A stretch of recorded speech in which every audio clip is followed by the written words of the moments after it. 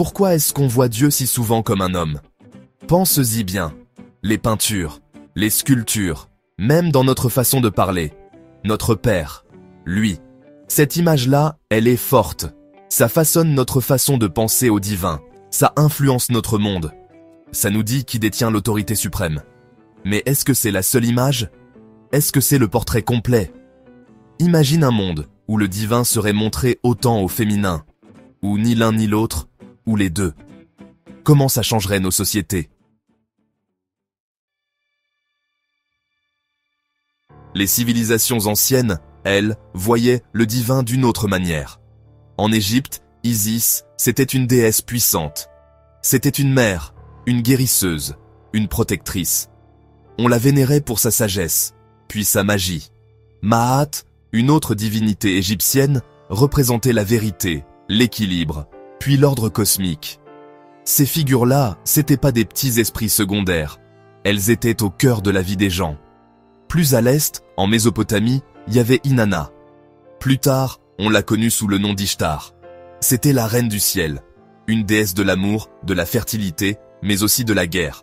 Son pouvoir était immense. Ses histoires sont complexes. Elle est descendue aux enfers, puis elle en est revenue.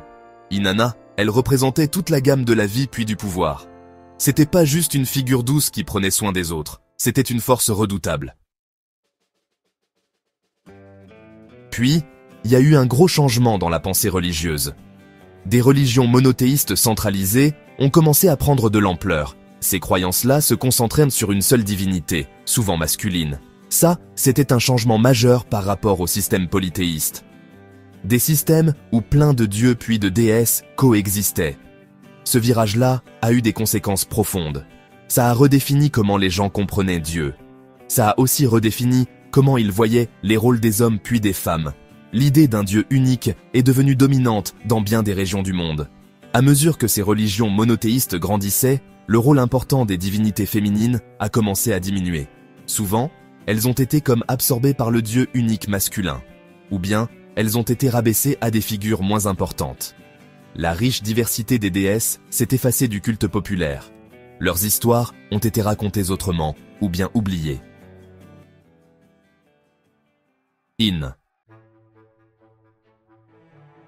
Les textes sacrés sont devenus super importants dans ces religions monothéistes. La Bible, le Coran, la Torah. Ces livres-là contenaient la parole de Dieu. Ils guidaient la vie des gens. Ils ont façonné des civilisations. Les histoires puis les lois qu'on y trouvait étaient vues comme divines. Elles avaient une autorité immense. Mais qui a écrit ces textes-là? Qui les a interprétés? Qui les a traduits? Pendant une grande partie de l'histoire, c'est des hommes qui ont eu ces rôles-là. Des hommes en position de pouvoir. Des savants, des prêtres, des dirigeants. Leur compréhension, leurs préjugés, leur contexte culturel, tout ça a influencé comment ces textes ont été compris. Puis comment ils ont été transmis. Ce contrôle sur l'interprétation, ça a eu un impact énorme. Ça a permis de présenter les hiérarchies de genre comme si c'était le plan de Dieu. Ça. Le divin, dans sa vraie nature, c'est immense. Ça dépasse nos catégories humaines. Puis c'est pas mal certain que ça dépasse le genre. Dieu, c'est pas un homme. Dieu, c'est pas une femme. Dieu, c'est Dieu. Inclusif, vaste, qui élève. L'idée que Dieu est limité à un seul genre, c'est une projection humaine. Ça reflète nos propres structures sociales, pas la réalité ultime. La vraie vérité divine, ça englobe tout le monde. Ça élève tout le monde. Ça crée pas de hiérarchie de valeurs basée sur le genre. Cette compréhension-là, elle est essentielle si on veut une foi qui libère pour de vrai. Réveille-toi femme. Ceci est un extrait commenté du livre « Un besoin de reconnecter » du Dr Cédric Happy.